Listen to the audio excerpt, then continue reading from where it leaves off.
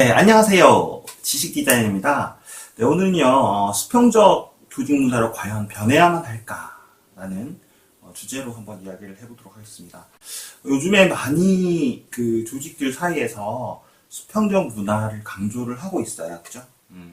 뭐 이런 기사들 보면, 공공기관이든 아니면 어떤 대기업이든 수평적 조직 문화로 바뀌고 있다. 뭐 이런 기사도 많이 나고 이야기도 많이 나오는데요.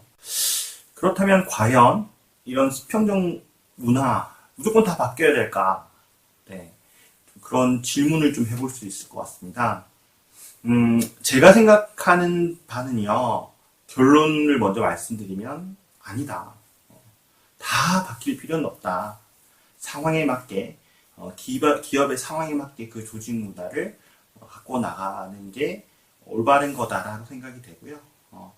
그 상황이라는 것 자체는 제가 수평적 조직 문화 이거를 좀 계속 강조를 하면서 앞단에 그 전제가 있었죠. 우리 산업혁명 시대를 거쳐서 정보통신 시대를 거쳐서 현재는 불확실성의 시대다. 그런 좀 전제가 깔려 있었. 거기에 걸맞는 문화가 필요하다.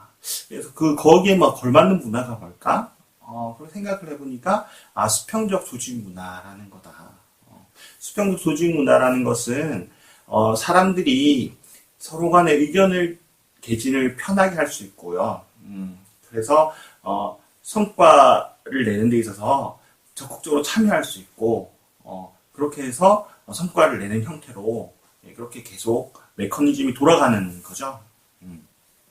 그래서 그 조직 문화 중에서 우리 지금 현재 막 변하는 시대, 바쁘게 변하고 예측을 할 수 없는 시대에 적합한 게 수평적 조직 문화라. 그래서 많이 바뀌어야 된다라고 강조를 하고 있는데요.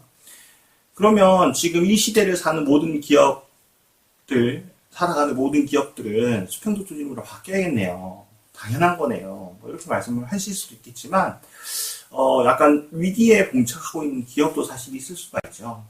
가령, 현재, 어떤 히어로 같은 리더가 나타나서, 현재 상황을 갖다가 좀 바꿔줄 수 있는, 그런 것들이 필요한 그 기업도 있죠.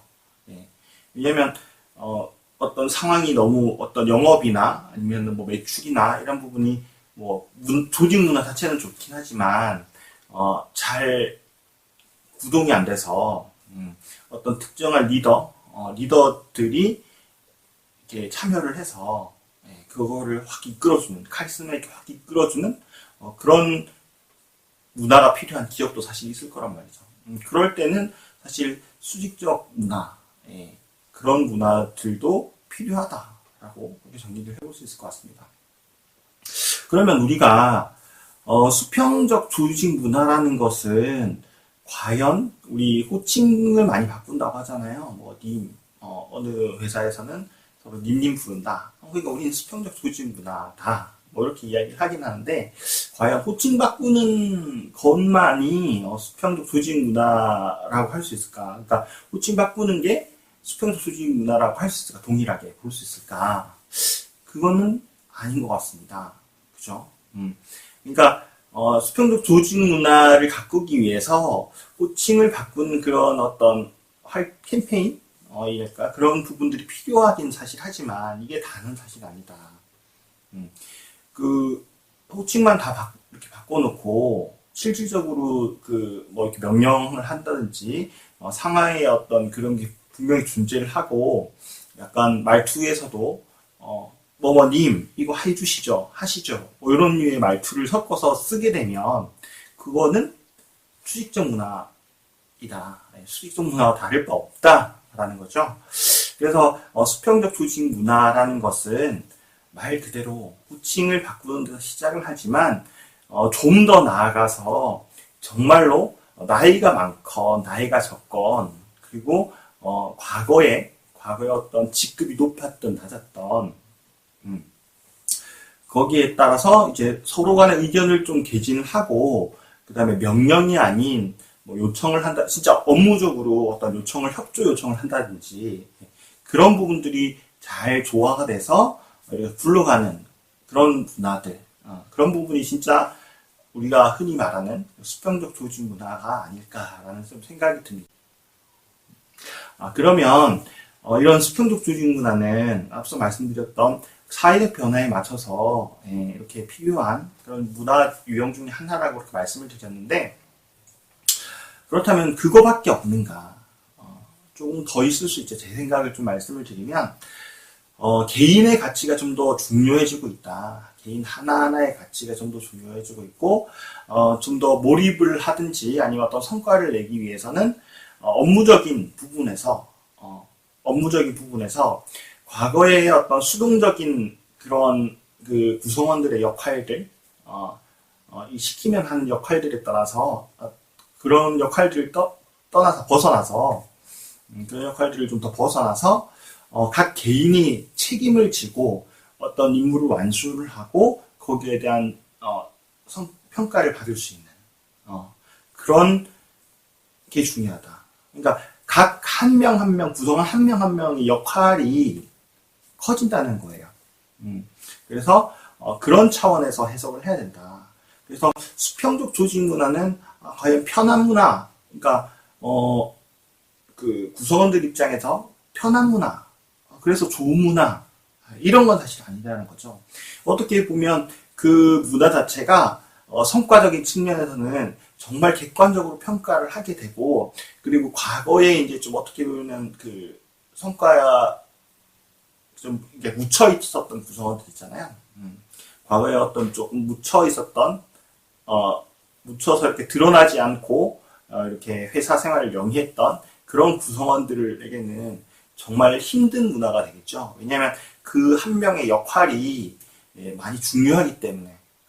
그래서 그 수평적 조직 문화 자체가 회사 생활을 하는 데서 그 뭐 편한 문화, 그래서 좋은 문화 이런 건 아니다. 그래서 성과를 내기 위해서 반드시 필요한 문화라고 생각이 되는 거고, 우리 현재 사회에서 문화가 생각이 되는 거고, 거기에 맞춰서 이제 그 성과를 내고 개인의 좀 중요성이 강조되면서 그 성과적인 측면에서 개인 하나하나의 역할이 중요하다라고 그렇게 정리를 해볼 수 있을 것 같습니다. 그리고 그래서 결론적으로는 수평적 조직 문화라는 것 자체는 좀 더 나은 성과를 좀 찾아가는 과정이다. 뭐 이렇게 말씀을 드릴 수 있을 것 같은데요. 아까 앞에서 말씀드렸던 그런 맥락에서 정리를 할 수 있는 거고, 그렇다면 수평적 조직 문화가 이렇게 좋은 점만 있을까? 그건 또 아니죠. 그 기존 어떤 그 조직 문화, 수직적 조직 문화에서 상사의 어떤 그런 역할을 담당하셨던 분들은 그런 거죠. 너무 그 밑에 부하 직원들의 역할을 했던 그분들을 이게 다루기가 너무 힘들게 된 거죠. 그러면 예를 들어 어떤 프로젝트를 하게 되면